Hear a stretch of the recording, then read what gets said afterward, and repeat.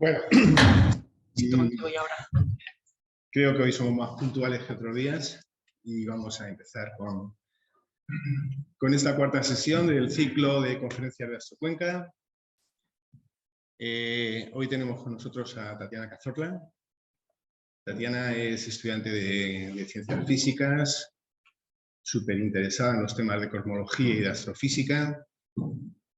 Es una divulgadora nata. Ha realizado estancias de prácticas en el Instituto de Astrofísica de Andalucía y en el Astronomy Center de la Universidad de Sussex, en Reino Unido. Seguramente muchos la conocéis por un podcast que tiene en colaboración, se llama El Orbitador, y lo hace en colaboración con el Diario del Astrónomo. Es secretaria de la Sociedad Andaluza de Astrogeología, más conocida como ESOstrato, que es también una asociación integrada en la Federación de Asociaciones Astronómicas como Astrocuenca, y quizá lo que más le enorgullece es su proyecto, su blog, Las gafas del Hubble, que os recomiendo porque es potente y muy interesante. ¿Y por qué las gafas del Hubble? Bueno, porque seguramente casi todos lo sabréis, pero cuando se envía el Hubble resulta que era miope. Se habían equivocado en un signo, habían hecho un poco mal los cálculos y no veía bien. Entonces tuvieron que subir a ponerle una lente correctora o una gafa y a partir de ahí pues empieza a verse todo mucho más claro, ¿no? Que al final es el eslogan, una visión clara del universo, que es lo que intentamos. Desde la gafa del Hubble explicar las cosas más complicadas de una forma muy sencilla. El título es súper sugerente, ¿no? Y está muy bien elegida.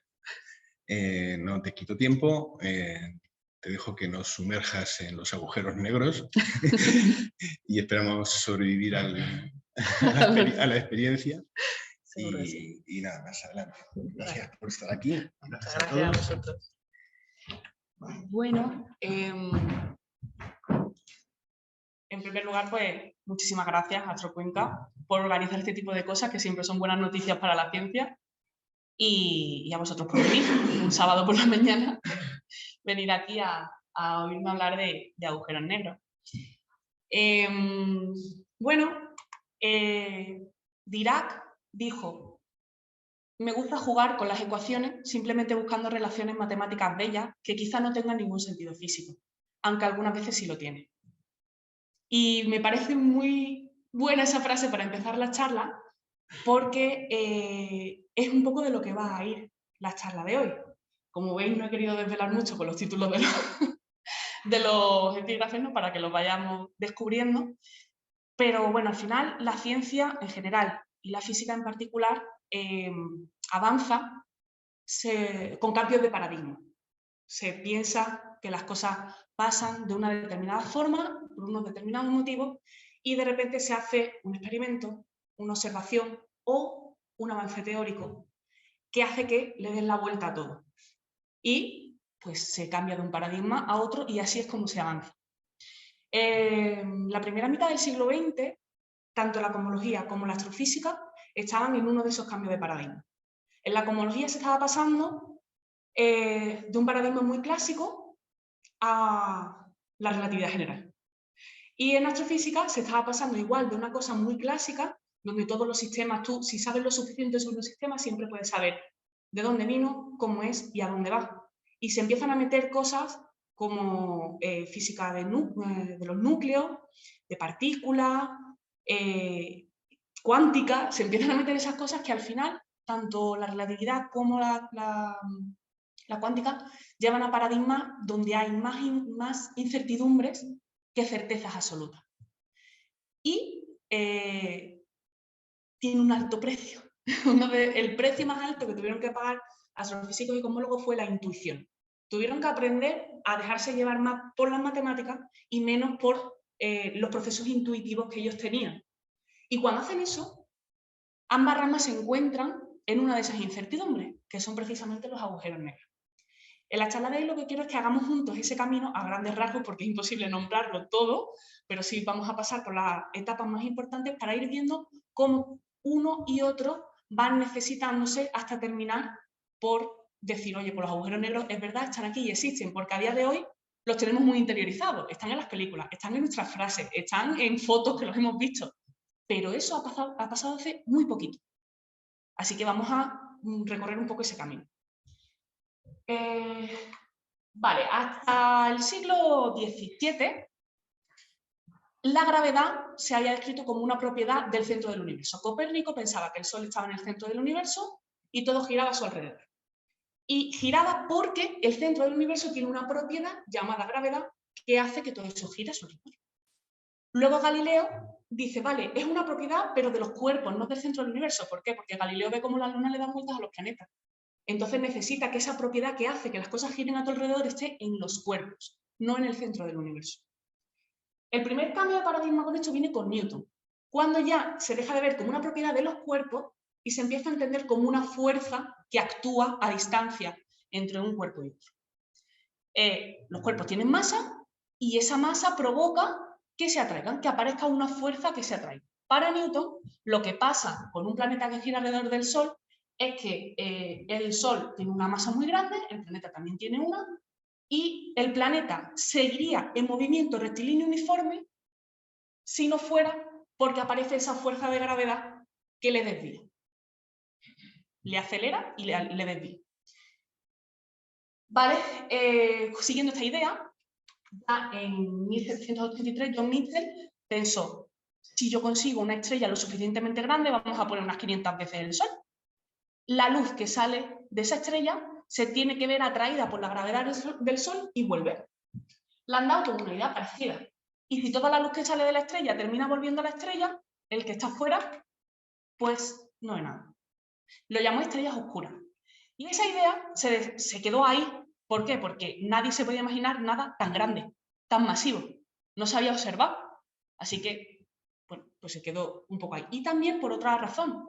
No estaba muy claro en aquel entonces que la gravedad afectase a la luz, porque todavía no se sabía muy bien cuál era la naturaleza de la luz. ¿La gravedad debería atraerla, sí o no? Eso se soluciona con el siguiente cambio de paradigma, cuando Einstein introduce la relatividad general, en 1917. Porque ahora la gravedad ya no es una fuerza. La gravedad es la manifestación de la curvatura del espacio-tiempo. Puf, he escuchado un puf. No, por favor, que estoy en la quinta diapositiva. A ver, básicamente lo que dice Einstein es que el Sol tiene mucha masa, deforma el espacio-tiempo, forma un cuenquito en esa malla elástica que es donde todos vivimos, y el planeta sí se está moviendo en un movimiento rectilíneo uniforme. Lo que pasa es que lo hace por un cuenco. Entonces no tiene más remedio que girar alrededor del Sol. Ya la gravedad no es una fuerza, es simplemente la manifestación de que si la carretera tiene curvas, el coche tiene que ir por la curva, no se puede salir. Entonces, si lo piensas así, sí tiene sentido que la gravedad afecte a la luz, porque la luz, igual que todo, no se puede salir del espacio-tiempo, tiene que ir por la carretera. Si la carretera tiene curvas, la luz tiene que seguir esas curvas. A ver, reforzamos la idea. Los planetas se moverían en línea recta, pero como el Sol deforma el espacio-tiempo, esos planetas no tienen más remedio que girar. ¿De acuerdo? ¿Sí? Vale, a lo largo de la charla vamos a tener un problema. Y es que somos seres tridimensionales, con imaginación tridimensional. Nosotros podemos imaginarnos cosas que son de un ancho, de un alto y de un profundo, pero no podemos imaginarnos cosas en 4 dimensiones. Y nuestro espacio, el espacio-tiempo, el sitio donde vivimos y donde se va a transcurrir toda la charla, es un espacio de 4 dimensiones. Es un espacio de eventos, porque las cosas ocurren en un lugar y momento determinado. Necesitamos 3 coordenadas para decir dónde está ocurriendo algo y una más para decir cuándo está ocurriendo. El tiempo es otra coordenada más. ¿Vale? Como eso no nos lo podemos imaginar, vamos a usar 2 herramientas. La primera de ellas son este tipo de diagramas, que son los diagramas de inserción, que se llama. Aquí hacemos un sacrificio. Como no me puedo imaginar 4, me imagino 3, y la que pierdo es una espacial. En el eje vertical tenemos el tiempo y luego tenemos una serie de superficies superpuestas que van siendo el espacio. Ejemplo, El amarillo. El amarillo es un objeto que vemos que en diferentes momentos siempre está en el mismo sitio. ¿Vale? Entonces esto es un objeto que está en reposo en el espacio, pero que perdura en el tiempo. ¿Lo tenemos? ¿Alguien se atreve con el azul? Si pensabais que veníais aquí a escuchar, estáis muy equivocados. ¿Alguien se atreve con el azul? ¿Qué tipo de cosa qué movimiento está haciendo el azul? ¿Cómo da vueltas? A ver, esto es una circunferencia rápida a velocidad constante. Si tú miras esa hélice desde arriba, lo que proyecta en el plano es una circunferencia. Sabemos que es rápida porque en poco tiempo hace muchas revoluciones. Y sabemos que es a velocidad constante porque cada punto está igualmente espaciado del siguiente punto de la siguiente vuelta. Entonces siempre se mueve a la misma velocidad. ¿Y el verde? Os doy una pista, el amarillo es el sol. ¿Vale? Si el amarillo es el sol, el verde es una elipse de velocidad variable. Vemos el sol, bueno, este objeto no está justo en el centro, está un poquito desviado. Si vemos el verde desde arriba, lo que forma en el plano es una elipse y además no es a la misma velocidad todo el rato, sino que cuando está en el afelio, en el punto más lejano al sol, es más despacito y cuando está en el perihelio, en el punto más cercano, es un poco más rápido. Ya sí, ¿no? Hemos hecho las prácticas, estamos preparados. Siguiente herramienta. La siguiente herramienta son los conos de luz. Y es que en cualquier punto y en cualquier momento yo puedo encender una linterna y dar un pulso de luz. Y esa luz va a empezar a moverse a velocidad constante, a la velocidad de la luz, en todas direcciones. Si yo enciendo la lámpara aquí, la luz que sale lo que va a terminar formando es un cono. ¿Vale? Ahora, ¿qué pasa? Yo he encendido esto aquí, lo que queda por detrás es mi pasado. ¿Por qué? Porque mi tiempo es este eje de aquí. ¿Vale? Yo estoy mirando para aquí. Lo que queda por detrás es mi pasado. Y ahora, de los futuros que hay, a partir de este momento, hay algunos a los que yo puedo acceder y otros a los que no. ¿Por qué? Porque nada puede ir más rápido que la luz. La luz va por el borde del cono, a velocidad luz. Yo, que tengo masa y por tanto tengo que ir más despacio que la luz, puedo moverme por aquí dentro. Estos son mis futuros accesibles. Pero no puedo ir más rápido que la luz, no puedo ir para acá. Entonces, todos estos futuros no son accesibles desde este presente. ¿Sí? ¿No hacéis así? No son accesibles con esa luz. No son accesibles desde este punto para un ente con masa en este momento. ¿Vale? Igual que yo no puedo llegar aquí, aunque sea un futuro accesible, yo no puedo llegar antes de que llegue la luz. ¿Vale? Y este cono va creciendo, entonces se sigue expandiendo, entonces a un punto que está aquí no puedo llegar ni en este momento, ni en este, ni en este, ni en este, ni en este, pero a lo mejor más adelante sí que puedo llegar porque ya el cono de luz lo abarca. Sí. Dos cosas, una, cómo se estableció la velocidad de la luz y dos, cómo se sabe que es como un límite, que nada puede ir más rápido. Vale. Que la velocidad. El cómo se establece la velocidad de la luz da para una charla. ¿Vale? Porque hay una historia enorme desde ponte aquí y allí, yo destapo una luz y mira a ver tú cuando la ves y luego lo mismo, hay de eso a experimentos más complejos.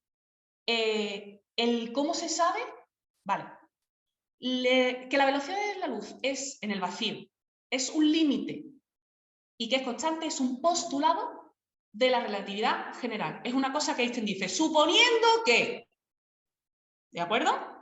A día de hoy no hay observaciones que digan que ese postulado es falso. Y sí hay muchos experimentos que te dicen que la relatividad está bien.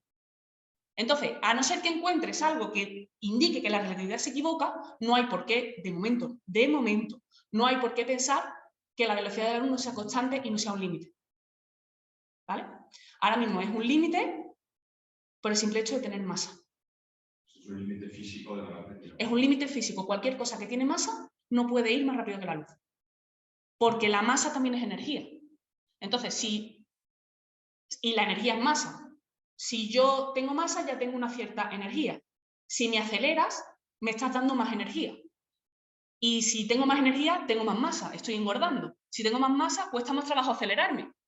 Entonces llega un momento que para alcanzar la velocidad de la luz, eres tan gordo que el empujón que hay que darte es infinito. Entonces no se llega. ¿Vale? Más o menos. Podéis interrumpirme cuando queráis, ¿eh? Sí. Nosotros cuando vamos a las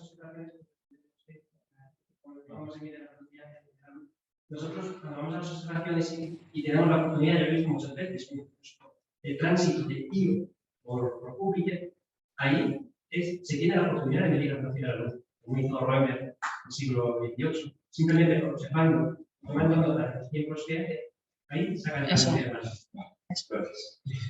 Vale. Tenemos esos diagramas de inserción, que lo hemos entendido estupendamente, hemos acercado y todo. Y tenemos los conos de luz, que también más o menos lo tenemos en la idea, ¿no? Bien, pues con estas herramientas vamos al lío.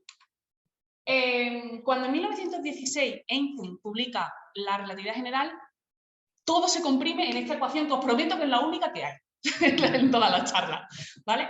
Esta ecuación, que parece una, realmente son un sistema de 16 ecuaciones diferenciales acopladas de segundo orden para la métrica. Si el nombre os asusta a mí también, y le asustaba al propio Einstein. De hecho, Einstein dice, esto yo no lo voy a solucionar en la vida. Pues resulta que 2 meses más tarde, este hombre, Schwarzschild, estando en el frente durante la Primera Guerra Mundial, dice, oye, que te la he solucionado. He sacado una solución exacta para esto. Y él lo que dijo fue, voy a imaginarme una masa esférica que nos rota, y voy a empezar a comprimirla, y voy a ver qué forma toma el espacio-tiempo a su alrededor. Y ahí lo que le salió fue una esfera con un radio crítico que va en función de la masa, que en el centro tiene una singularidad. Una singularidad es un punto matemático. Cuando tú dibujas un punto en un papel, ese punto tiene un cierto diámetro, ¿verdad? Un punto matemático no lo tiene. Es el punto más punto que tú te puedas imaginar. Y además, en ese punto, todas las cosas se vuelven o muy grandes o muy pequeñas. La gravedad es infinita porque la curvatura es infinita, el tiempo te hace cosas raras, la densidad es infinita. Las variables toman unos valores que es que tu física se rompe. No tienes ecuaciones que te permitan saber qué está pasando ahí. Eso es una singularidad. Entonces, él lo que dice es, vale, coge una masa, empieza a comprimirla y en algún momento se llega a una esfera de un radio crítico que en el centro tiene una singularidad. Y de esa esfera no se puede salir.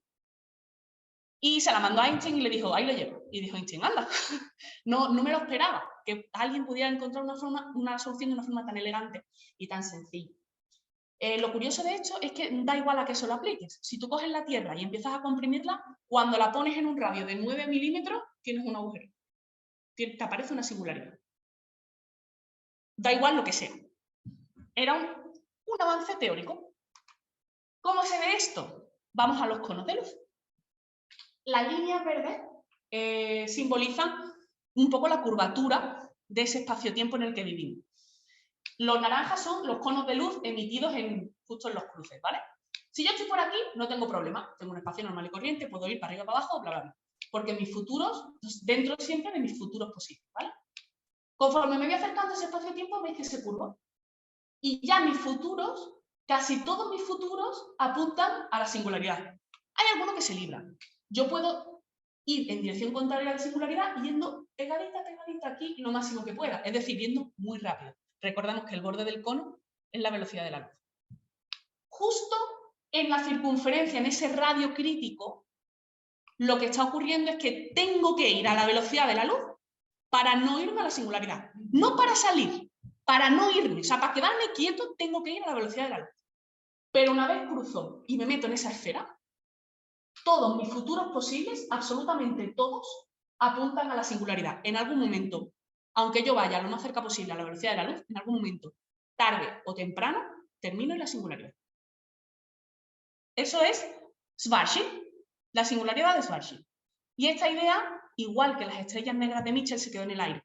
Primero, no se observaba un objeto tan masivo, no se observaba un objeto tan denso, no se creía que hubiera un proceso que pudiera conseguir objetos tan masivos, así que se quedó ahí. como una curiosidad matemática.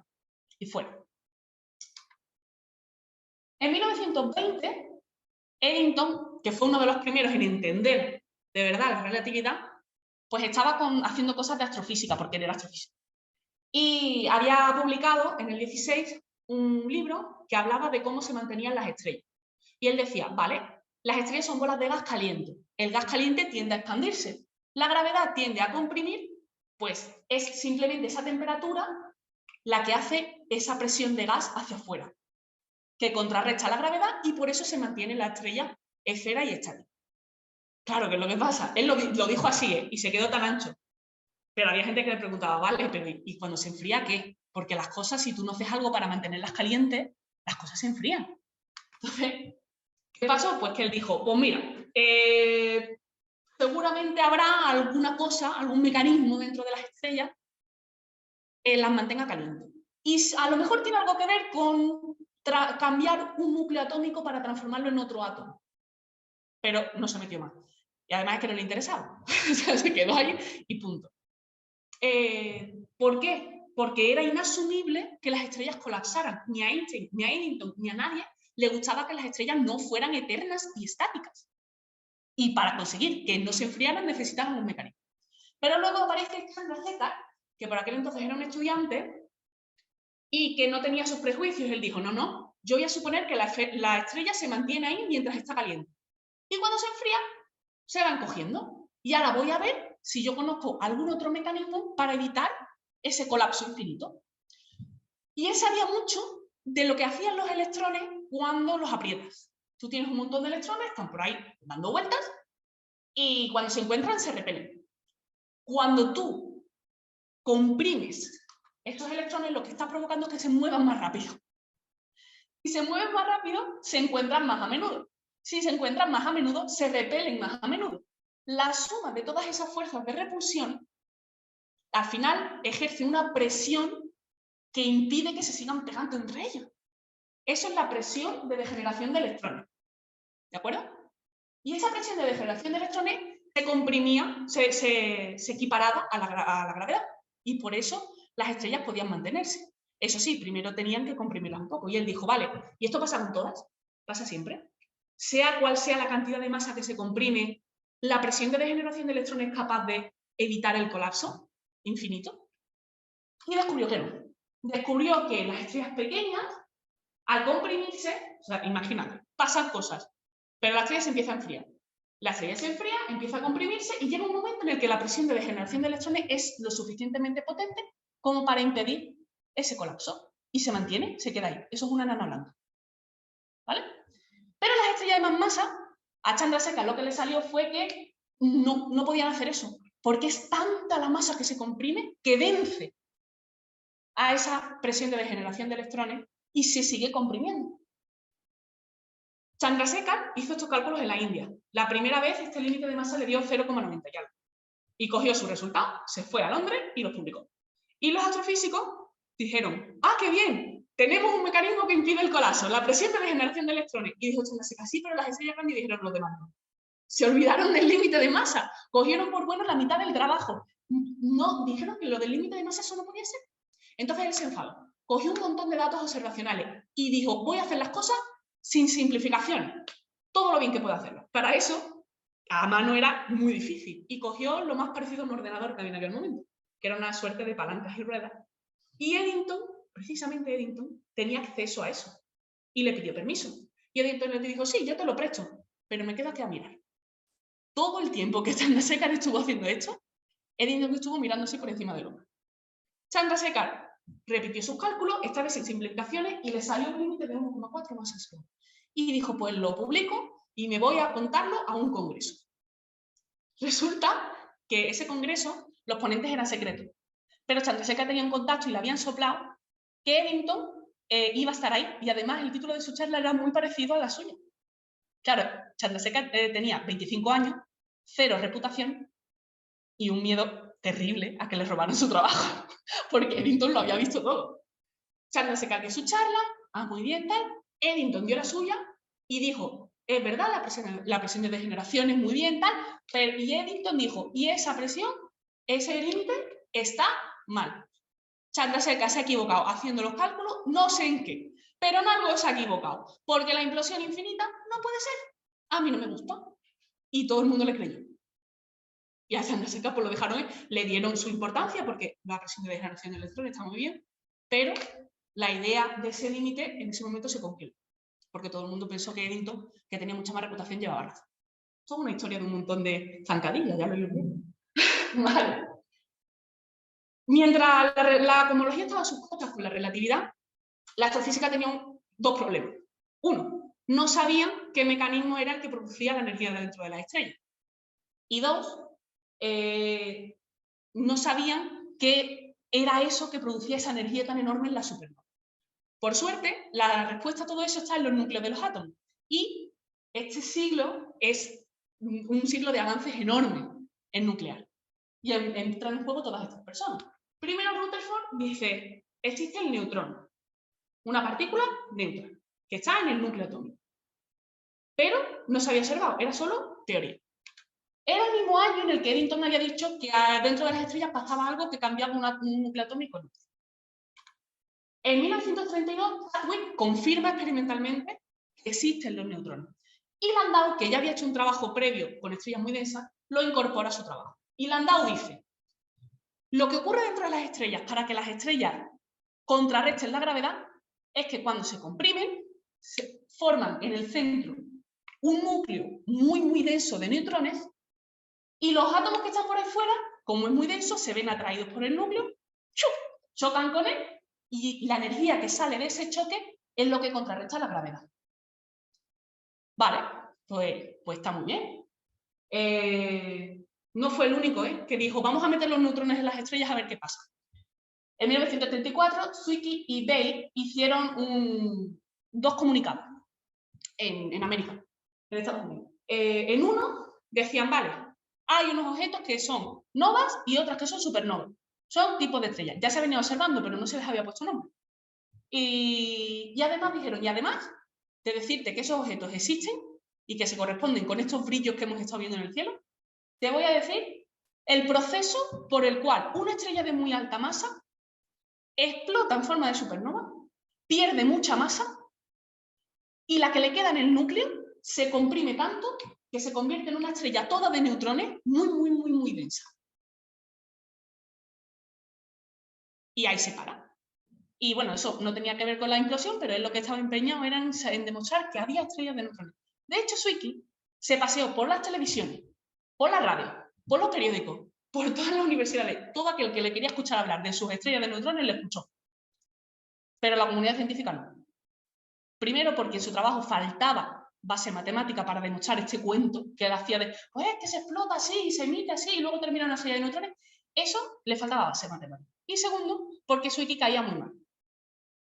Es así. Era un tío extremadamente raro, era un tío que iba por la universidad retando a hacer flexiones a cualquiera, es verdad, se llevaba muy mal. De hecho, cuando le preguntaron a su jefe en el CALTE que por qué lo mantenía ahí, dice, pues porque a lo mejor alguna de sus ideas es verdad en algún momento.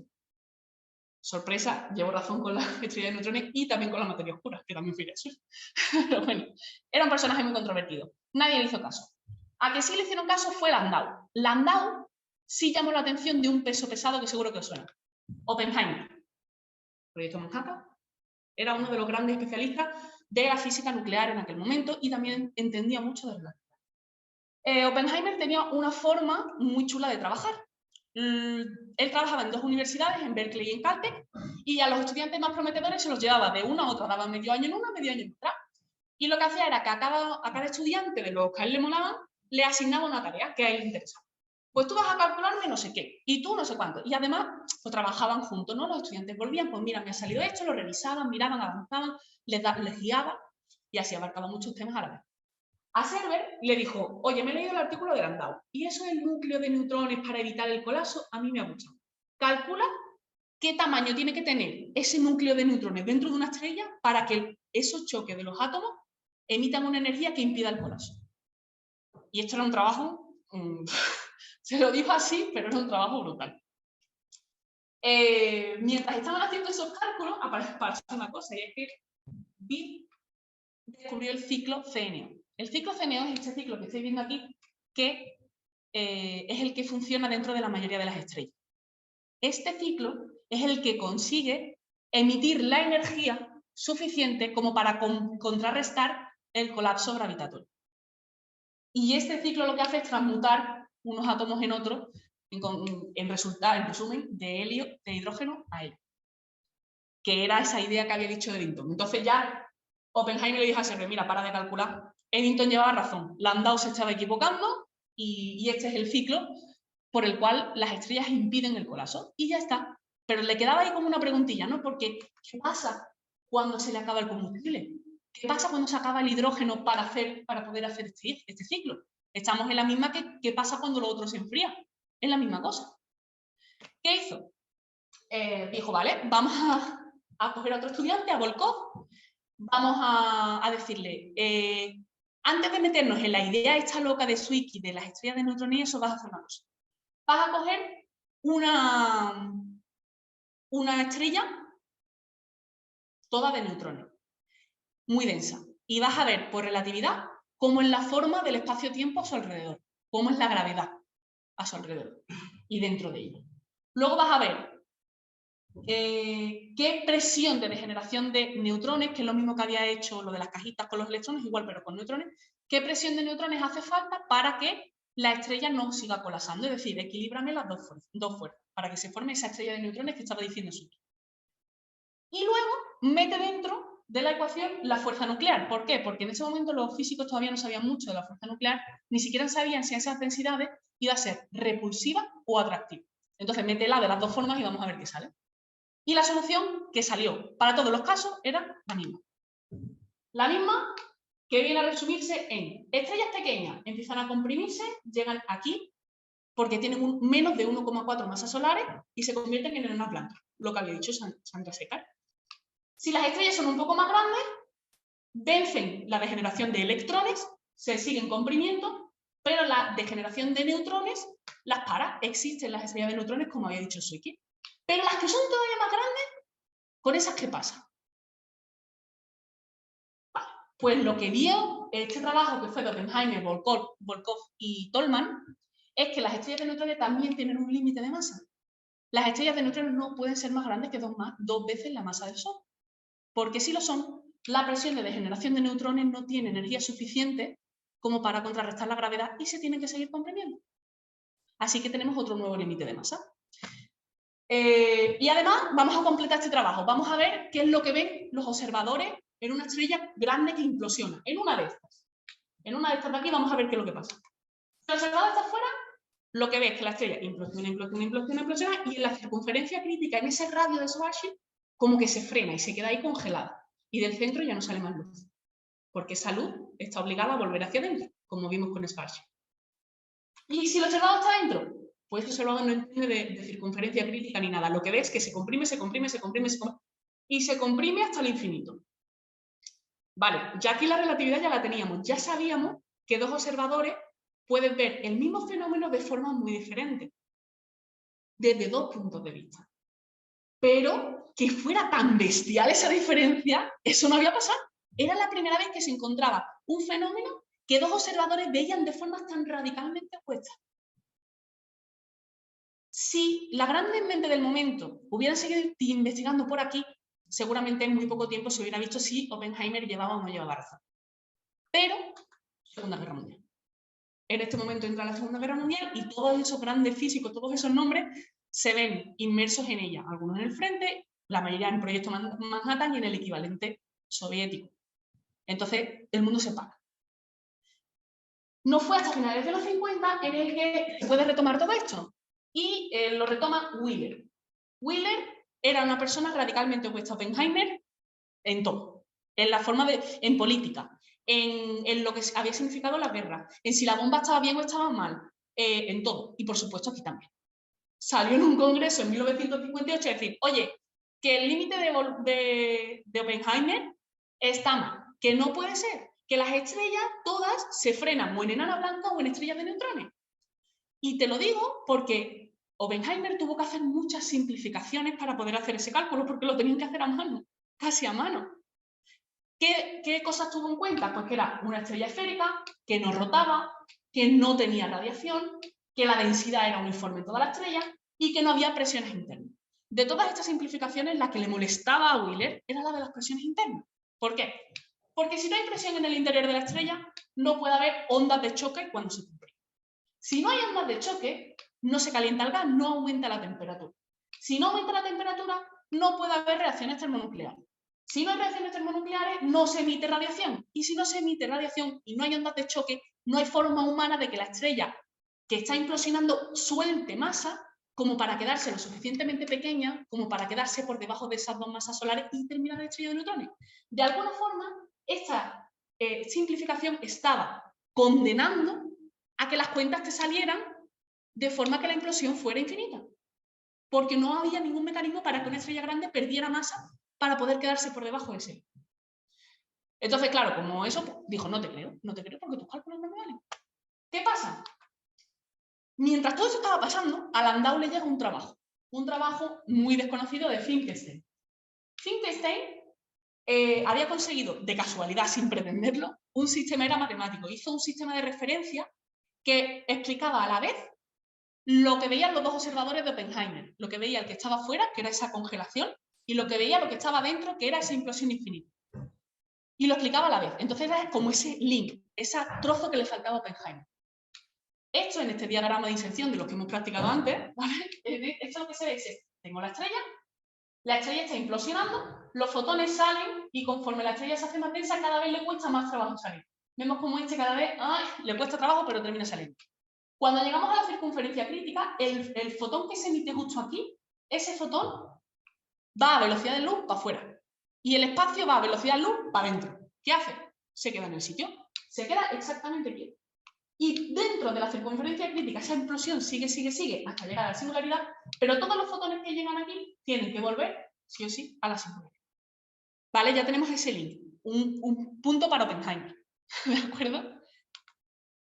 Otro punto para Oppenheimer. Wheeler le encargó a Colgate, White y May que hicieran una cosa, y es que Wheeler supo ver que aunque la guerra había sido horrible, había traído una cosa buena, la capacidad de cálculo. Había traído los ordenadores, la capacidad de hacer simulaciones, y utilizaron todo lo que habían desarrollado para hacer la bomba, lo metieron aquí. Y con esos ordenadores pudieron hacer simulaciones quitando todas las simplificaciones, ya no solamente la depresión. Habían quitado solo la depresión. Seguía siendo una estrella esférica y seguía siendo una estrella que no rotaba. Pero la presión, que era lo que a Wheeler le molestaba, ya eso sí lo habían tenido en cuenta. Y al tenerlo en cuenta, los resultados que le salen son los siguientes. Una estrella pequeña, por debajo de 1,4 masas solares, termina en enana blanca. Eso, presión de electrones, frena el colapso. Perfecto. Una estrella un poco más grande. Si encuentra una forma de soltar masa para quedarse por debajo de 1,4 masas solares, como va a hacer el Sol, por ejemplo, ¿no? Va a soltar esas capas, se va a quedar con menos de 1,4 masas solares y va a terminar en enana blanca. Estupendo. Si la estrella es un poco más grande, al colapsar se va a quedar por encima de 1,4 masas solares. En ese momento puede conseguir expulsar mucha masa mediante la supernova de Zwicky. Expulsa mucha masa, se queda por debajo de 2 masas solares y termina en estrella de neutrones. La degeneración de neutrones impide el colapso. Si es todavía más grande, o pierde la suficiente masa mediante supernova como para quedarse por debajo de 2 y termina en neutrones, o si llega a la presión llega al momento de los electrones degenerados, tiene más de 2 masas de 1,4, sigue comprimiendo. Llega al momento de los neutrones degenerados, tiene más de 2 masas solares, sigue comprimiendo hasta la singularidad. Estos son los resultados de Colgate, White y May que se juntan con este sistema de referencia de Finkelstein, y ya Oppenheimer dice, pues a lo mejor este hombre lleva razón. A lo mejor Oppenheimer lleva razón. De hecho, fue a una conferencia a decir, oye, Oppenheimer lleva razón, pero Oppenheimer, como tampoco le aguantaba, estaba en el pasillo en un sofá charlando con los amigos. O sea que tampoco. De hecho, ahí se dio un poco la vuelta y fue Oppenheimer que dijo, me ha dado la razón, pero ahora se la quito yo. En fin, hay un montón de salseo, pero al final, más o menos, Wheeler se convence. Y además, en la Unión Soviética, un equipo liderado por Zeldovich estaba haciendo lo mismo que habían hecho Colgate, White y May, pero sin ninguna simplificación. Habían tenido en cuenta que la estrella podía no ser esférica, que la estrella podía estar rotando o no. Y que y habían tenido en cuenta todas las presiones y todos los procesos que se dan lugar dentro de una estrella que implosiona. Y los resultados eran los mismos. Así que, cuando las pruebas están ahí, teóricas, todas, hasta el momento, no te queda más remedio que aceptarlo. Y falta ponerle nombre. Los soviéticos le llamaron estrella congelada, porque le daban prioridad a ese observador que estaba afuera y que veía que se congelaba en la circunferencia crítica. Los estadounidenses lo llamaron estrella colapsada, porque le dieron prioridad a ese observador que va hasta que ve ese colapso infinito que está dentro. Y al final Wheeler llegó un día en 1967 y llegó por allí por el despacho y empezó a decir, sí, porque los agujeros negros, agujeros negros, agujeros negros, agujeros negros, gustó y se quedó. Menos a los franceses, que le costó un poco más porque tiene un poco de connotaciones obscenas, ¿no? Pero bueno, los franceses ya saben, en general. Así que se quedó ya, se le puso nombre de agujero negro, pero todavía no se había visto ninguno. A Oppenheimer no le interesaba. Él lo que quería era saber, conocer la física fundamental. Y a Wheeler lo que le preocupaba era que la singularidad, la relatividad y la cuántica no se llevaban bien. Así que tampoco miró. Y Zeldovich dijo, vale, es verdad que lo que pasa en la singularidad es importante, pero ¿qué más me da? Si está dentro del horizonte, yo ahí no puedo saber lo que pasa. ¿Para qué quiero saberlo? A mí lo que me interesa conocer es lo que pasa justo fuera del horizonte, porque ahí hay procesos muy interesantes. Entonces se puso a buscarlo. ¿Cómo buscas esto? Estamos hablando de una cosa que no emite luz, que tiene un diámetro de unos 50 kilómetros y que no va a estar más cerca que la estrella más cercana, 4 años luz. Esto es como estar en la superficie de la Luna y pretender ver el grosor de un pelo aquí en la Tierra. ¿Cómo encuentras esto en la inmensidad del espacio? Bueno, pues la idea la tuvo también Zeldovich y paralelamente Saltiter.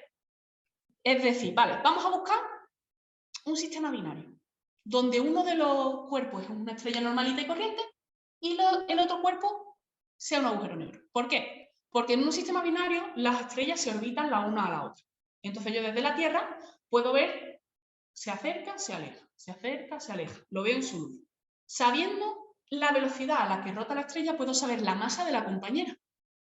Entonces yo lo que estoy buscando es una estrella que está en un sistema binario que rota muy rápido, porque como el compañero es muy denso, hace que esa rotación sea muy rápida, pero cuando busco al compañero no lo veo. Si hay algo muy denso y muy grande que no veo, probablemente sea un agujero negro. Pero esto no es suficiente. ¿Por qué? Porque las estrellas de neutrones también son muy pequeñas y muy poco brillantes. Es que a lo mejor es una estrella de neutrones que no estoy viendo. Dices, bueno, vale, pues vamos a buscar cosas muy grandes, porque como las estrellas de neutrones solo pueden ser de 2 masas solares, si a mí me sale que el compañero tiene 4, vale, pero ¿y si son dos estrellas de neutrones y es un sistema de 3 estrellas? ¿Y si son 4? ¿Y si son 5? ¿Cómo puedo estar seguro? Añadimos una cosa, cogemos ese mismo sistema y lo ponemos dentro de una nube de gas. ¿Por qué? Porque como el agujero negro es muy denso, conforme viaja por la nube, el gas que se va encontrando lo acelera. Lo acelera, parte se lo tragará, pero parte lo acelerará, le da la vuelta y se choca por detrás. Y como ese gas va muy rápido, ese choque va a emitir mucho en rayos X. Entonces ahora estoy buscando un sistema binario donde yo tengo una estrella que emite en el visual, pero no emite en rayos X. Y luego gira muy rápido alrededor de un compañero oscuro, muy denso, que no emite en visible, pero sí emite en rayos X. Ojo, hay que tener cuidado, esto es muy difícil, ¿eh? Porque las estrellas de neutrones también pueden emitir en rayos X. Esto es muy complicado. Entran un montón de científicos, entran un montón de ingenieros, un montón de gente que mejora telescopios. Dentro de eso hacen una lista de unos... Te lo voy a hacer una lista de 5 posibles candidatos. En el 68 Thorne y Victoria Timbrell lo aumentan a 8, de 5 a 8, pero la propia Timbrell empieza a encontrar posibles explicaciones que no son un agujero negro. Tengo que poder descartarlo todo, si no, no puedo decir que es un agujero negro. Y al final, después de mucho tiempo, en el 74 están al 80% seguros de que Cygnus X1 es un agujero negro. Y en ese momento, en el 74, hacen una apuesta Thorne y Hawking. Se apuestan un año a una suscripción de una revista de dudosa reputación. ¿De acuerdo? En el 90, la comunidad está segura al 95% de que Cygnus X1 es un agujero negro. Y Hawking le paga la apuesta. ¿Vale? ¿Por qué el 95 y no el 100? Porque esto es ciencia.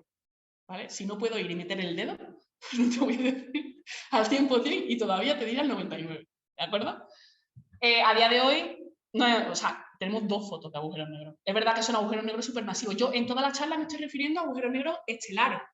a los que ocurren cuando muere una estrella de alta masa, no a los que hay en el centro de la galaxia. Pero bueno, están relacionados, ¿vale? Porque los de los centros de la galaxia se forman a raíz de juntarse muchos de los otros. Entonces, a día de hoy hemos visto fotos, ya no tenemos dudas. Los agujeros negros existen y están ahí. Y hasta aquí lo que hemos visto es que la astrofísica necesita constantemente que la cosmología da una solución en 1916, que es esa singularidad de Schwarzschild. Y todo este camino en la astrofísica diciendo, no, esto no puede pasar, vaya así. No, esto no puede pasar, vaya así. Todo el rato, ¿vale? Todo el rato. Hasta aquí es la astrofísica la que ha ido necesitando que exista la singularidad. Existen los agujeros negros de forma astrofísica. Son el resultado de la muerte de estrellas de alta masa. Perfecto. Vale. ¿Y la cosmología qué dice? ¿Cómo se forma cosmológicamente un agujero negro? Yo tengo una estrella de alta masa que obviamente curva el espacio-tiempo. Cuando se comprime, se vuelve más densa. Curva todavía más el espacio-tiempo. Se sigue comprimiendo. Y ahora vamos a imaginarnos que yo tengo una persona dentro de la estrella y otra persona fuera, lejos de la estrella. La que está dentro dice, yo cada segundo te voy a mandar un pulso de luz. A cada segundo. Para que yo te voy contando en esos mensajes lo que me va a pasar. ¿Qué pasa? Que como este espacio-tiempo se curva cada vez más, pasan dos cosas. Lo primero, cada vez esa luz tiene más espacio que recorrer, con lo cual se va retrasando. Al de fuera cada vez le llegan las cosas más tarde, en vez de cada segundo y medio, cada 2 segundos, cada 2 segundos y medio. Y además esa luz se enrojece porque salir del pozo cuesta energía. Y entonces se va enrojeciendo. Llega un momento en el que, como la malla esta es elástica, el espacio-tiempo es elástico, esa oquedad empieza a cerrarse. Y se llega a la circunferencia crítica. En esa circunferencia crítica lo que está ocurriendo es que el espacio-tiempo se estira para adentro a la misma velocidad que la luz quiere salir para afuera. Entonces la luz que le pilla justo ahí se queda ahí. No puede avanzar, ni tampoco retrocede. Ese es el último mensaje. Y además, como viene desde muy profundo, este lo ha visto, a lo mejor este lo acaba de mandar, pero el otro lo ve dentro de un montón de tiempo. ¿Qué es lo que está viendo este? Pues que cada vez los mensajes han ido llegando cada vez más tarde y que el último mensaje se quede allí, se queda congelado en el horizonte. El que está dentro ha seguido mandando mensajes, porque el que sabe, ha seguido mandando mensajes, pero todos los que ha soltado después de haber llegado a la circunferencia crítica no tienen más remedio que volverle a caer. Y esto se aplasta, este observador muere y este nunca lo sabe. Porque por más que intente decirle, oye, esto cada vez está más estrecho, socorro, esos mensajes no pueden salir. Y el de fuera se queda diciendo, pues nada, pues ha quedado ahí dando vueltas el mensaje y no me llega a saber lo que le ha pasado. Eso es lo que dice la cosmología que le pasa al espacio-tiempo cuando una estrella de alta masa implosiona y se forma un agujero negro. ¿Vale? Mola, ¿eh? Sobre todo esa muerte horrible. Vale, vamos a hablar un poquito de anatomía, ¿no? En un agujero negro de Schwarzschild, ese agujero negro esférico, simple y todo bonito, tenemos nuestra singularidad, que está, ojo, que no vea ya nadie hacer este mismo dibujo juntando estas dos líneas de aquí. No podemos imaginarnos la singularidad como una pelota al fondo de un pozo sobre la que se van cayendo otras cosas. ¿Por qué? Porque esta gravedad es infinita, esa deformación es infinita, es una caída infinita. Esa singularidad está infinitamente lejos, infinitamente profundo, infinito. No infinito de está muy lejos, infinito de infinito. ¿Vale? No se puede llegar a ella, la curvatura es extrema. ¿Vale? Entonces, tenemos una singularidad, el espacio-tiempo muy curvado, conforme va saliendo cada vez tiene menos curvatura. En el horizonte de sucesos, que lo tenemos aquí, esa circunferencia crítica de Schwarzschild, y luego fuera tienes todavía un poco de curvatura y cuando te alejas, esto no tiene curvatura y todo bien. Esto en el simple, pero es que ya hemos dicho que las estrellas normalmente dan vueltas, ¿no? Sobre sí mismas. Entonces el agujero negro también lo va a dar, ¿no? Si coges el agujero negro y le metes que tiene que dar vueltas, te metes en el agujero negro de Kerr, o agujeros negros en rotación. Esta parte es mucho más divertida. Las partes fundamentales son más o menos igual. Lo que pasa es que fuera del horizonte, el agujero negro que está rotando arrastra consigo el espacio-tiempo y lo convierte en una espiral. Cerca del horizonte de sucesos lo que vas a tener es una espiral de espacio-tiempo. Eso se llama ergosfera. Y en la ergosfera se da una peculiaridad. No puedes estarte quieto. ¿Por qué? Porque, vale, yo estoy aquí, yo estoy quieta, pero es que mi espacio-tiempo es una cinta transportadora que está rotando. Entonces, para alguien que está fuera de la ergosfera, dice, ese se mueve. Pero él dice, yo no me estoy moviendo. Es el espacio-tiempo el que me arrastra. ¿Qué pasa también? Además de formar esta espiral, el horizonte de sucesos se achata por los polos. La Tierra sabéis que está un poco achatada porque rota. Todo lo que rota tiende a achatarse un poco por los polos. Pues el horizonte también se achata. Ya no tenemos una esfera, sino un poquito más achatado. Y luego ya, maravilla. La singularidad ya no es un punto, ahora es un aro. Un aro. No una circunferencia. O sea, no un círculo. El borde del círculo. Es un aro. Dentro hay más espacio. Lo que pasa es que no puedo llegar a él, porque para llegar a él tengo que cruzar el aro. Tengo que cruzar la singularidad. Vamos a recopilar un poco. ¿Cómo es caerse en un agujero negro?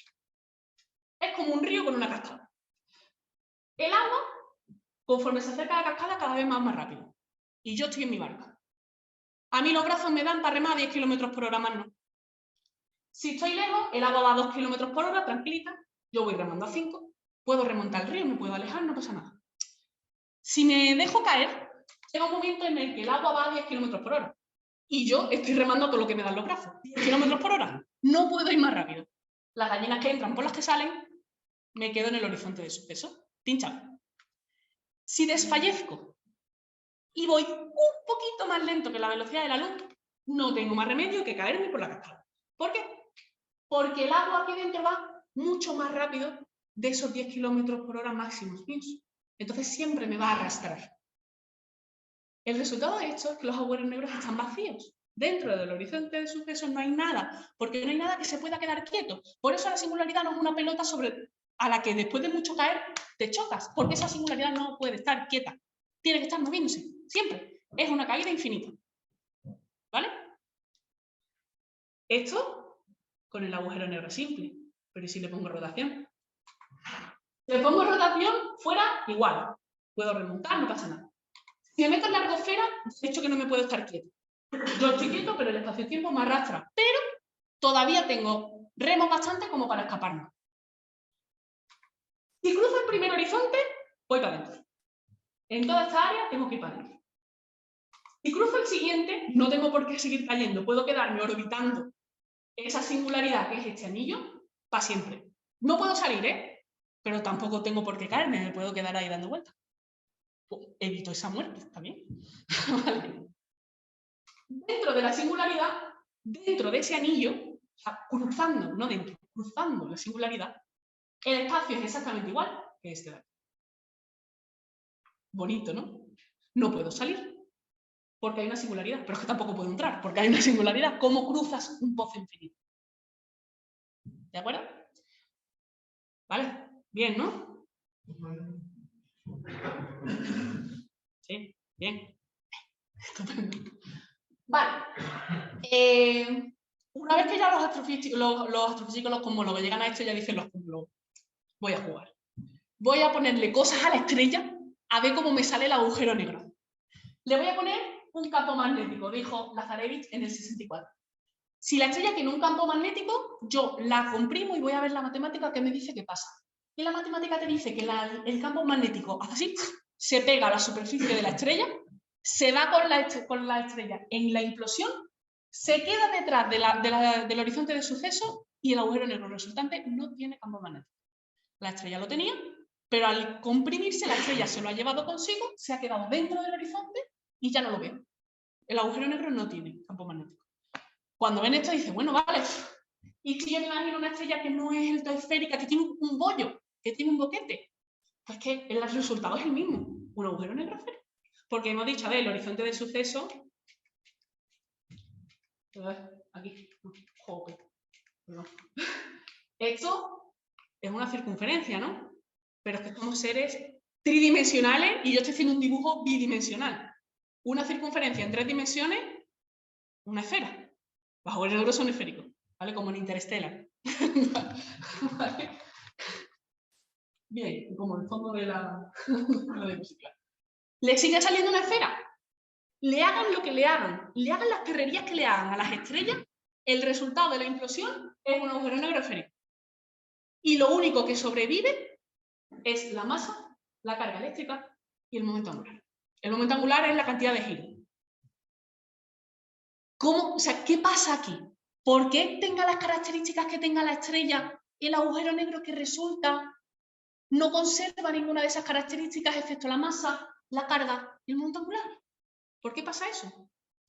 Pues eso, Wheeler lo sintetizó en una frase que dice: los agujeros negros no tienen pelo, refiriéndose a que no tienen ningún detallito, ¿no? Se ha quedado ahí. Concretamente tienen 3 pelos, ¿vale? Estos, masa, carga y momento angular. Para explicar esto, entró Price en 1970, que dijo este teorema: todo lo que puede ser radiado será radiado. Parece sencillito, ¿verdad? Este trabajo se construye sobre otro trabajo que, si no, la presentación se hacía eterna. Pero no quiero irme sin hablar de Emmy Noether, ¿vale? Cuando habláis del teorema de Noether, no imaginéis a un hombre, era una mujer. ¿Vale? Y ella lo que viene a decir es que cuando en sistemas, tú tienes un sistema de lo que sea, un gas o lo que sea, y le haces cosas a ese gas, y hay determinadas cosas que se mantienen, que no cambian, que son invariantes. Y eso quiere decir que hay una ley de conservación subyacente. En la naturaleza hay determinadas leyes de conservación. La masa se conserva, la carga eléctrica se conserva. Hay determinadas cosas que, le haga lo que le hagas al sistema, siempre tienen que conservarse. Y él lo que dijo es: vale, todo lo que no sea una magnitud conservada, un invariante, o todo lo que no obedezca a una ley de conservación, tiene que desaparecer. ¿Por qué? Porque si la naturaleza permite que algo no se conserve porque se emita en forma de radiación, en forma de onda, la naturaleza lo va a hacer. A ver, esto es raro, ¿no? Porque normalmente la naturaleza es como: vale, si yo permito que esto pase, pero raramente pasa. En los agujeros negros al revés. Si está permitido que pase, va a pasar. En el caso del campo magnético, la naturaleza permite que el campo magnético se radie en forma de campo electromagnético. Con lo cual ese campo magnético se va. Esa deformación, ese piquito de masa, no la masa no se va, lo que se va es esa deformación. Esa deformación se queda en el horizonte, lo que te sale es un horizonte raro, ¿no? Con ese bollo, pero ese bollo termina desapareciendo porque se radia en forma de onda gravitacional. La deformación se va en forma de onda gravitacional. Todo lo que puede radiarse se radia. Y lo único que no puede radiarse se lo queda al agujero negro. Masa, carga eléctrica y momento angular y giro. ¿Vale? Entonces los agujeros negros tienen 3 pelos.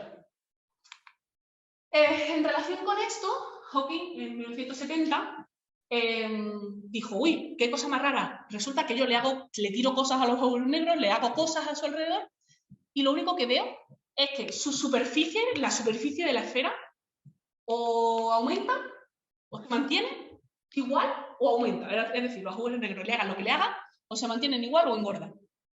Y dijo: uff, esto me suena mucho. Me suena a la segunda ley de la termodinámica. Es que resulta que tenemos una cosa en termodinámica que se llama entropía. Por encima, grado de desorden de un sistema. El desorden siempre va a aumentar o se va a mantener. Aquí todo el mundo sabe que las casas no se ordenan solas. ¿Cierto es? Vale. Hawking lo definió un poco como si yo tengo un vaso de cristal y lo tiro. Lo natural es que yo vea que ese vaso se rompe en un montón de trocitos. Ese estado es más desordenado, esa energía está más disipada, y lo que no voy a ver es que el vaso de repente se reconstruye y vuelve atrás a un estado más ordenado. ¿Vale? Y dijo: pues se parece, pero ahí queda. Pero eso no le pasó a Bekenstein. Bekenstein dijo: pues ya está. Si el área del agujero negro siempre se mantiene o aumenta, es que el área de la entropía.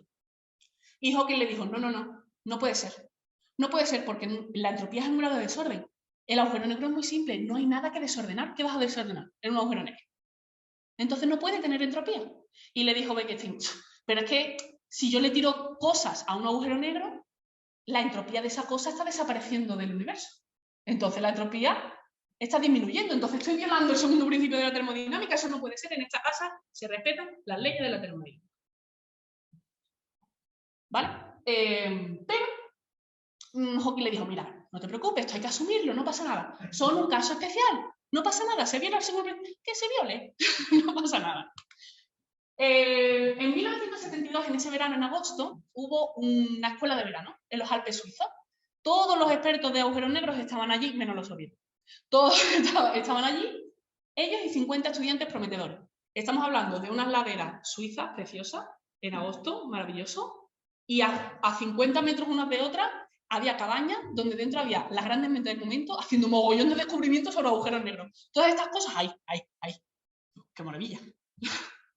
A finales de agosto, Hawking, Carter y Bardeen habían sacado un compendio de leyes sobre la mecánica de agujeros negros.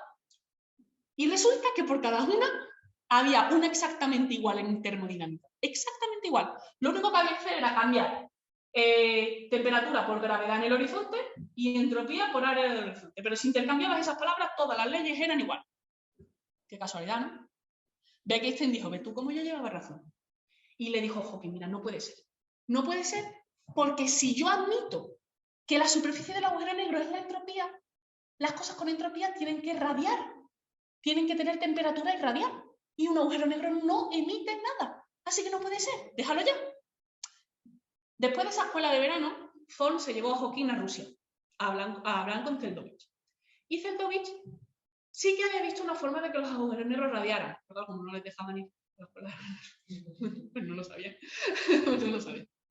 Pero ya a Hawking allí le contó la idea que había tenido Zeldovich, se la contó y dijo, me parece interesante, pero no está del todo fina, la voy a afinar. Y en 1974 Hawking dice y pone encima de la mesa que sí, que los agujeros negros radian, pero no es que salga nada del agujero negro. Vamos a hablar de fluctuaciones cuánticas del vacío. Menos mal que estáis sentados. A ver, el vacío no es vacío. En el vacío lo que pasa todo el rato es que aparecen pares de partículas y antipartículas en parejitas, ¿vale? Es una partícula y su antipartícula. Aparecen. Virtuales. Todavía sin masa. Energía pura. Para aparecer, lo que han hecho es robar energía de otro punto del espacio-tiempo. Hay puntos que se han quedado con energía negativa. Entonces, claro, aparecen y acto seguido se vuelven a juntar, se aniquilan y la energía que robaron la devuelven. Ya no hay nada con energía negativa, todo tranquilo. El vacío sigue igual. Y esto pasa todo el rato. Todo el rato, todo el rato, todo el rato. Cerca de los agujeros negros, lo que pasa es una cosa, y es que si esto ocurre aquí, el agujero negro le cede energía a esas parejas de partículas y antipartículas. Le regala tanta energía que a esas partículas le da la energía suficiente como para devolver lo que habían pedido prestado y quedarse en paz con el resto del espacio y además adquirir masa y convertirse en partículas de pleno derecho. Ahora sí, ahora somos partículas, hemos venido para quedarnos. Una, la otra se va para adentro. ¿Vale? Esto ha ocurrido tan cerca del agujero negro que una se ha caído al agujero negro y la otra ha salido. La que cayó, pues la energía que tenía se la ha devuelto al agujero negro, pero la que salió se la ha llevado. Y se la ha llevado para siempre. Ese agujero negro ha perdido energía. Y si ha perdido energía, ha perdido masa. Y si ha perdido masa, se hace más pequeño. Los agujeros negros se están evaporando. Se evaporan. Y se evaporan más rápido conforme más pequeños son. O sea, cuando son muy grandes se evaporan despacito y conforme el área disminuye, cada vez se evaporan más rápido. Así que sí, los agujeros negros radian. ¿Es porque sale algo del horizonte y la cosmología se equivoca? No, no ha salido nada del horizonte. Lo único que había es un préstamo de energía que no ha sido devuelto. Las cosas han pasado justo fuera y la energía prestada se la han llevado. Es como si tú le prestas dinero a un amigo, ¿no? Y ese amigo se olvida de ti y nunca te lo devuelve. Eres un poco más pobre, ¿no? Exactamente eso le pasa al agujero. Así que una vez que se ve que sí, que los agujeros negros pierden esa energía, es decir, radian y se evaporan, ya sí, venga, nos creemos, la superficie del agujero negro es la entropía del agujero negro. Es equivalente, es la entropía del agujero negro. ¿Vale? Entonces el agujero negro pues sí que hace sus cosas.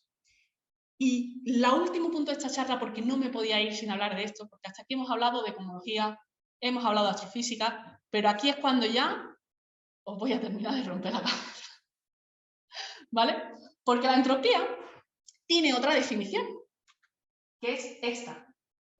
La dio Boltzmann, y es: la entropía es el número de microestados compatible con un macroestado. Os lo explico. Un macroestado es: yo tengo una olla de agua pongo un termómetro y a mí me sale que esa olla tiene tanta temperatura, tanta presión, tanto volumen. ¿Vale? Ahora, yo sé algo de lo que están pasando en todas las moléculas de agua, en todos los átomos de agua, en todas las partículas fundamentales que forman los átomos de agua. No. Hay muchas configuraciones. Los átomos esos pueden estar en muchas configuraciones que el resultado sea la misma presión, la misma temperatura y el mismo volumen. Entonces, tenemos aquí, esto es un microestado. Estas bolas están distribuidas de esta forma. Y son de determinada manera. Tengo otro microestado. Otras bolas distribuidas de otra forma, de otra manera. Pero si pongo un termómetro aquí, me da 20 grados, tanta presión, tanto volumen. Y si lo hago aquí, 20 grados, tanta presión, tanto volumen. Estos son microestados y el macroestado es lo que yo estoy viendo. Vale. Resulta que toda esa información que tiene cada una de las partículas de quién soy, qué velocidad tengo, cuánta energía, dónde estoy, toda esa información, yo no tengo acceso a ella. Pero la suma de toda esa información está codificada en lo que yo mido, en esa temperatura, en esa presión y en ese volumen. Entonces, la entropía, que es las diferentes maneras en las que todas estas bolas se pueden ordenar de manera que yo mida la misma presión, mismo volumen, misma temperatura, la entropía al final es el resumen de toda esa información. La entropía es información, y esta información porque contiene todas las formas en las que esto puede estar distribuido para que el sistema esté en el estado en el que esté. Todas las posibles formas.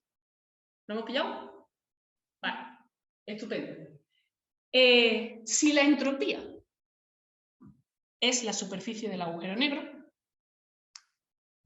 y yo le tiro cosas al agujero negro, yo cojo esta silla y se la tiro. El agujero negro engorda, la superficie aumenta. La entropía que estaba en la silla, es decir, la información que estaba en la silla, se ha sumado a la entropía del agujero negro porque ha aumentado ese área. Es decir, esa información ha pasado a la superficie del agujero negro. La superficie de un agujero negro contiene, de forma codificada, toda la información de todas las partículas que se ha tragado el agujero negro. Es decir, contiene toda la información de ese mundo tridimensional que se ha tragado el agujero negro. Pero la superficie son 2 dimensiones. Yo tengo una superficie que contiene toda la información para proyectar una cosa en 3 dimensiones, eso se llama holograma. La superficie de un agujero negro es un holograma. Contiene toda la información de todo lo que se ha tragado. Lo que pasa es que no somos capaces de extraer esa información, por lo menos todavía. Y así con esto, pues muchas gracias. Ha sido un poco larga, lo siento. He recordado mucho respecto a lo que traía. Antes de pasar a la ronda de preguntas, que por favor espero que me acribilléis a preguntas, no quiero irme sin volver a hablar de las gafas de Hubble, blog, Instagram, Facebook, todo eso. El Orbitador, que es el podcast que hacemos junto con el Diario del Astrónomo. Sale semana sí, semana no. Va por 3ª temporada. Por fin está con nosotros, invitado. Así que podéis echar un ojo. Sin reivindicar el papel de la mujer y la niña en la ciencia, porque estamos ahí, ¿vale? Hemos estado, estamos y vamos a ser cada vez más.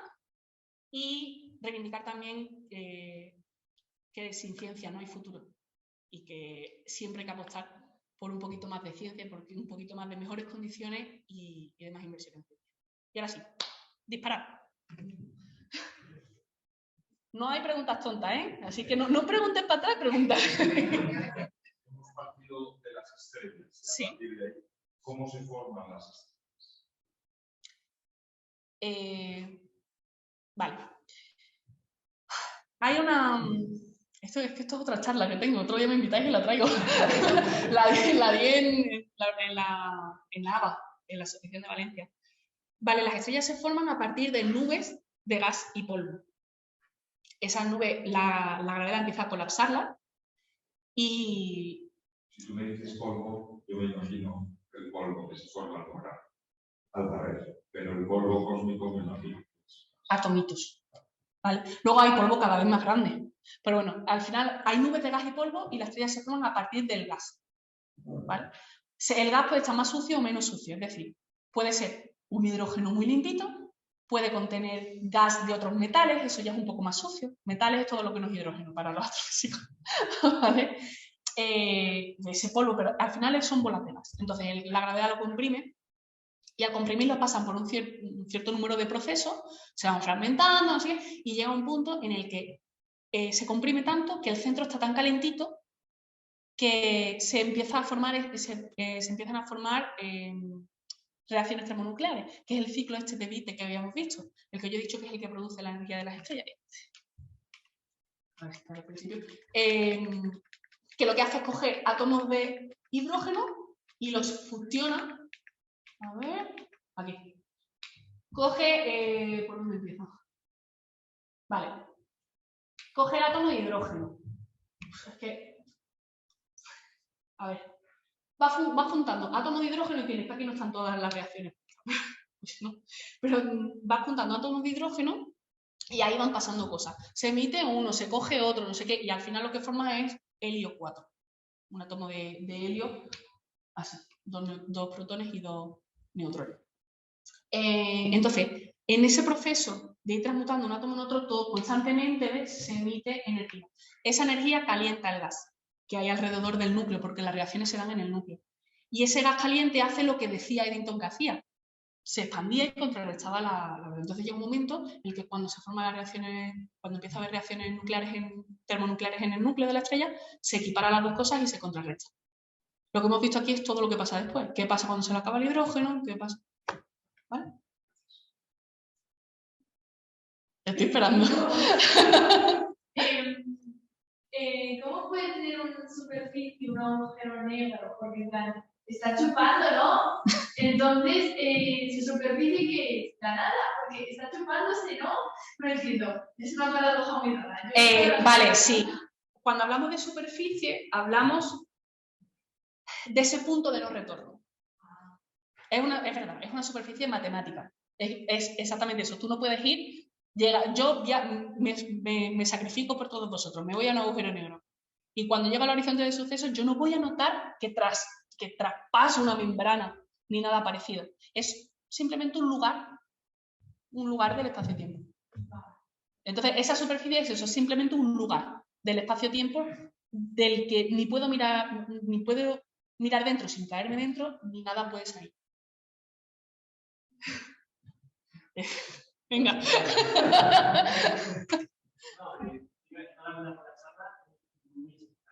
La prueba, cuando uno va a una buena conferencia, la mejor prueba de que es buena es que uno tenía con unas notas de ingeniería. Y eso sí es una prueba de que es muy buena. Yo te quería hacer una pregunta, porque cuando nosotros vamos a las observaciones, pasamos muchas horas pasando frío y nos da por hablar, nos podemos conocer y nos da por hablar de este tipo de cosas, ¿no? Y entonces, en alguna ocasión, tuvimos una charla en la que decíamos que a veces parece o qué opinas, porque siempre se dice que lo que es la singularidad, que lo mismo, es un punto de densidad infinita, de un movimiento infinitamente pequeño, pero como hasta ahora tampoco en la naturaleza se ha visto ningún ciclo infinito, como que no puede existir infinito, tampoco puede ser que sea infinito el que se ocurre. Y en el momento en que no es infinito, sino que tiene que tener alguna dimensión y está compuesto por algún tipo de algo de materias, no puede ser posible que, igual que las enanas blancas terminan con el límite de Santa Secar, las 6 neutrones con el límite de TOP se llama el límite TOP. Es el acrónimo es TOP. Sí. No puede ser que haya otro límite, un anito que llegues ahí y sea otro tipo de materia, qué sé yo, una especie de, si unos son electrones degenerados, otros no son degenerados, pues el otro, quarks degenerados, por ejemplo. A ver, tipo de materia. Claro, esa es la cuestión. La cuestión, siempre que hablo de cosmología, digo lo mismo, esto es lo que se sabe a día de hoy con las herramientas que se tienen. Toda la charla ha sido eso, lo que se sabía hasta ese momento con las herramientas que se tenían. El problema de la singularidad he tenido que quitar cosas de las charlas, porque iba a hablar también de la singularidad y cuando he visto el tiempo digo, no, pobrecitos. No, pero la singularidad da para otra.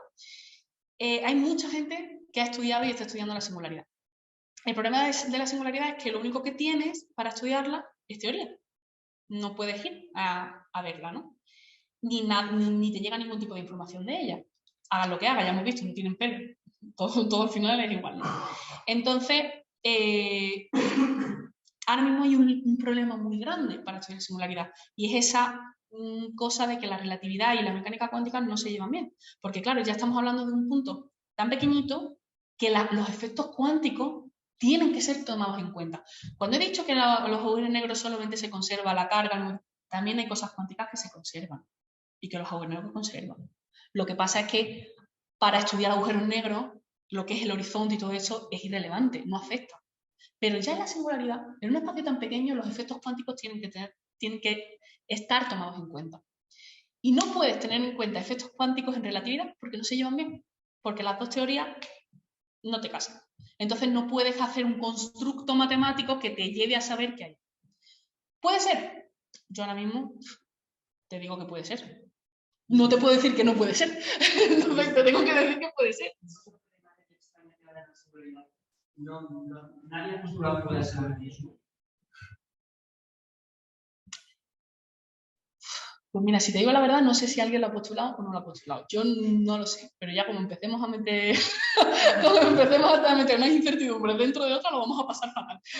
Bueno, el caso es que en lo que se está trabajando es en tener una buena descripción matemática. Es decir, se está trabajando en esas teorías del todo que se llama, ¿no? O sea, teoría por gravedad cuántica por un lado, esa teoría de cuerdas por otro. Se está trabajando en teorías que lo que consigan sea, porque al final lo que tú tienes es que la mecánica cuántica funciona muy bien en su campo. La relatividad funciona muy bien en su campo. Las dos cosas están contrastadas experimentalmente muy bien. Si entre ellas no se llevan bien, ahí lo que está pasando es que hay una teoría subyacente y que esas dos teorías de cuántica y relatividad realmente son casos extremos de esa teoría subyacente, que es la que se está buscando. Cuando consigamos esa teoría, entonces podremos hacer los cálculos y probar. Voy a meter materia oscura, voy a probar y probaremos cosas hasta que veamos si conseguimos llegar a algo. Pero hasta que eso no se tenga, de hecho, eso que hacéis vosotros debajo de las estrellas, que os ponéis a pensar, eso seguro que lo están haciendo un montón de científicos en un montón de sitios. Porque al final todo esto es, me pongo a especular y luego aplico matemáticamente y luego si puedo, observo y a ver qué pasa. ¿Algo más? Sí. Una buena aprovechada, pero maravillosa. Te hago una pregunta también para especular. Cuando la materia, ¿hay algún tipo de teoría o idea de cómo es la materia que está dentro de estos que son estrellas colapsadas? Es decir, cuando los protones y los neutrones y los electrones... A ver, tú lo que tienes ahora es que conforme te acerca al agujero negro, la gravedad como que te estira, ¿no? Porque en cada punto, o sea, como cambia muy rápido porque la curvatura es muy extrema, no es lo mismo la gravedad que yo tengo en los pies que la que tengo en la cabeza. Entonces lo que hace es que te va estirando, te va rompiendo. Se llama espaguetización. Además, de forma seria. Espaguetización. El libro de ciencia está escrito así. Y eso lo que hace es que conforme vas cayendo, al final pone todas tus partículas fundamentales una detrás de otra en una filita. Y te convierte en un espagueti gigante. Lo que pasa después de eso, que cae infinitamente. Es la misma respuesta que para él. Para saber lo que pasa ahí, necesitas esa gravedad, teorías de gravedad cuántica. ¿Algo más? Yo no la voy a conversar. Debe transmitir una pregunta. Tengo vergüenza. Pues no, la vergüenza me tiene que dar a mí, que soy la que está aquí. Cuando un agujero negro se atraga todo lo que tiene alrededor, ¿se puede consumir a sí mismo?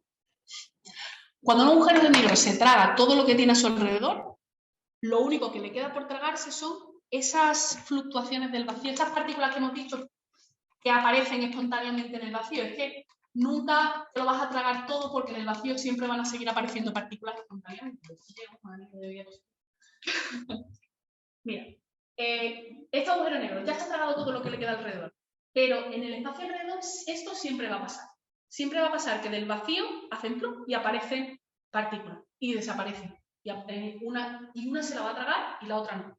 Entonces, esta se la traga, esa se va, y entonces el agujero negro, como esta le roba, se vuelve más pequeño. Y al final lo que pasa no es que no se consume a sí mismo, es que presta tanto dinero que al final se queda a cero.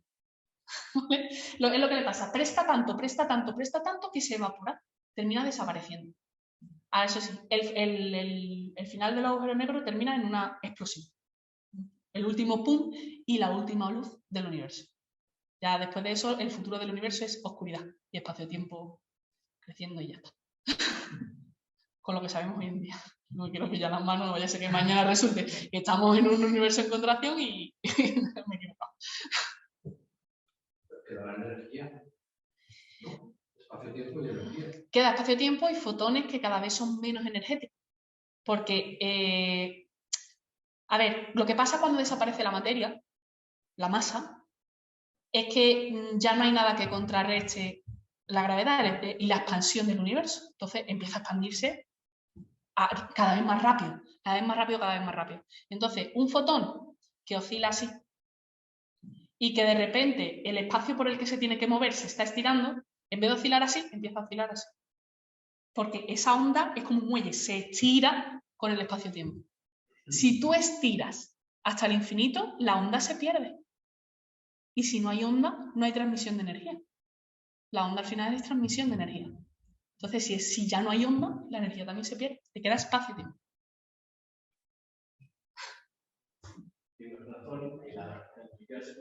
Claro.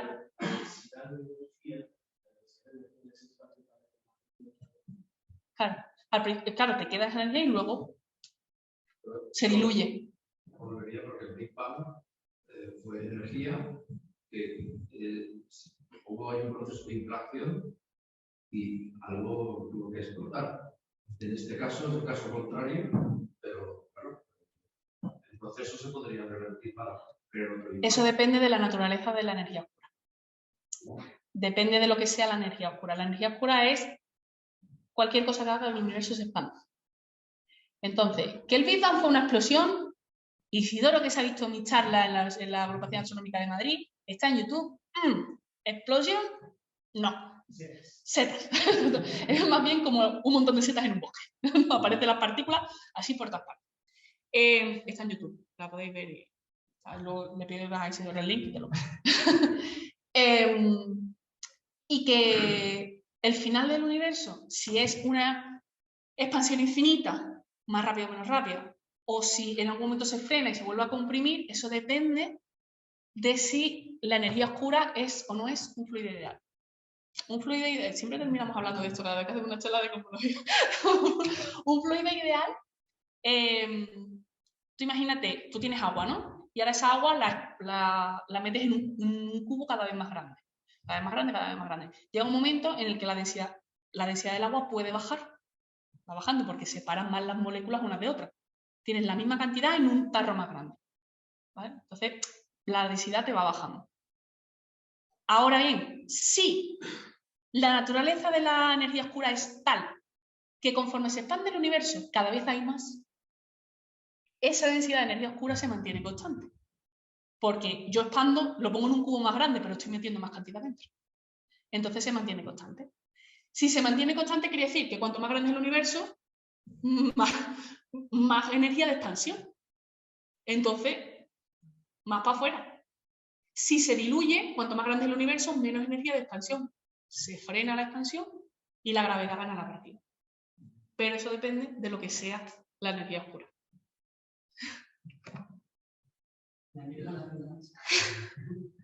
Es que en todos los libros, en tantos sitios, me has explicado así, se entiende bien porque dices que cerca del agujero negro, lo que pasa es que la luz quiere salir, pero entonces, como la gravedad es muy fuerte, entonces se detiene y se pone la pero eso, claro, cuando decimos que la velocidad de la luz es constante, no puede, o sea, la velocidad, entiendo que no es que la luz se pare sin la luz. No, vamos a ver. Aquí lo que pasa, eso es lo que decía Nietzsche. Te has quedado en Nietzsche. Te has quedado en Nietzsche, que es la diapositiva. Te he perdido por el camino. Vale, vamos a ver. Aquí. ¿Yo qué he dicho? Yo que he dicho que aquí el agua va más rápido de lo que la barca va para afuera. el espacio-tiempo va más rápido hacia la singularidad de lo que la luz puede ir para afuera. La luz va a velocidad luz. Siempre. En el vacío. Siempre. Pero si por mucho que yo corra, es como correr una cinta del gimnasio, en una cinta transportadora. Si la cinta va muy rápido y yo ya estoy corriendo al máximo de mi fuerza, al final... Vale. Pero entiendo que entonces el experimento, lo que se ve, lo que puedes medir, es que ese rayo de luz lo que da es aumentando la longitud de onda, ¿no? También. En la medida en que se va acercando al horizonte de suceso. Y en el horizonte de suceso la longitud de onda es infinita. Es infinita. El enrojecimiento es infinito en el horizonte de suceso. Claro. Y más adentro, entonces, es igual que super azul. Depende. O sea, depende. ¿Quién me preguntas que lo ve? Ah, Porque si lo ve el que está montado en la estrella, a tu no le ha pasado nada. Tiene esa frecuencia y tiene esa frecuencia todo el rato. Si lo ve el que está afuera, y yo qué sé, si no lo puedes saber. ¿Quién lo ve? Claro, si el que está dentro, el que le pasa lo que había sacado para él no hay nada raro. Él vive en una estrella. Claro, él vive en una estrella y él ve que sus mensajes salen. Y si emite una luz verde, la luz es verde. Y si él emite una luz roja, la luz es roja. Y para él no hay nada raro. ¿Él qué sabe? Pobrecito que no sabe nada que está afuera. Entonces, si me preguntas, ¿cómo vería el que está afuera la luz que está dentro? No la ve. No te puedo contestar. Si me preguntas, ¿cómo ve el que está dentro la luz que está dentro? Igual que si estuviera fuera. Sin problema. Porque es que tú te estás comprimiendo con el espacio y tiempo. Tú te estás comprimiendo con la estrella. A ti te está pasando lo mismo. Entonces, vamos a ver. Si tú vas en un coche y ves pasar árboles, si tú no sabes que tú te mueves, tú piensas que la carretera se mueve. Ahora, si el árbol se viene contigo, pues lo que está pasando es que tú estás en la cosa que se está moviendo. Y la luz que tú ves se está moviendo contigo. Yo pensaba que se tendría frecuencia infinita al llegar a la singularidad. Depende. Es lo que te digo. Ya es lo único que ves es una explosión infinita. Como llega a la singularidad, y en la singularidad no podemos estudiar, no te puedo decir lo que ve ni uno ni otro en la singularidad. Si ya os he dicho al principio de la charla que hay más incertidumbre que certeza. O sea, que la mayoría del tiempo tengo que contestar, no lo sé. Más cosas. Si dos agujeros negros se encuentran. Eso estaba en la charla y lo quité ayer porque me alargaba. Ondas gravitacionales. Sí. Vale, cuando tú tienes dos agujeros negros, aquí. Esto es una deformación muy grande. Si pongo uno al lado, si es la malla es elástica, ¿qué termina haciendo? Se juntan los dos. Se fusionan los agujeros negros, se pueden unir unos a otros. Y el agujero negro resultante, si uno tiene 20 masas solares y el otro 30 masas solares, el que resulta de la suma no son 5, son 48. Y ese poquito que sobra se ha ido en forma de onda gravitacional.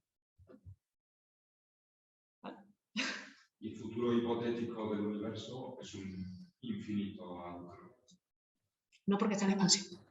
El futuro hipotético del universo es, ya no se pueden formar más estrellas, las estrellas que hay se mueren, de la forma que sea, enanas blancas. Las enanas blancas se enfriarán, dejarán de emitir, se quedarán por ahí. Las estrellas de neutrones se enfriarán, dejarán de emitir, porque esas son cosas que se mantienen ahí, pero se van perdiendo temperatura.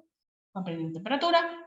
Si dejan de tener esa temperatura y esa presión de degeneración de neutrones se va perdiendo, se terminan colapsando también. Los agujeros negros se comerán lo que haya por ahí, los que estén cerca se comerán entre ellos, los que estén muy aislados y no tengan ninguno cerca se quedarán ahí, los agujeros negros que sobrevivan a ese canibalismo total se evaporarán en forma de radiación de Hawking y después de eso, lo que he dicho, depende. Ese es el futuro del universo más aceptado ahora mismo con lo que se tiene. Lo que pasa es que para saber bien qué va a pasar, te hace falta primero saber lo que es la energía oscura y también te hace falta medir muy bien la constante de Hubble, que es la tasa de expansión. Y eso es muy complejo. ¿Más cosas?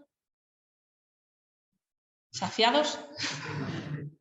Ahora, menos mal que mañana es domingo, ¿no? Muy bien, pues muchísimas gracias, de verdad. Es un placer.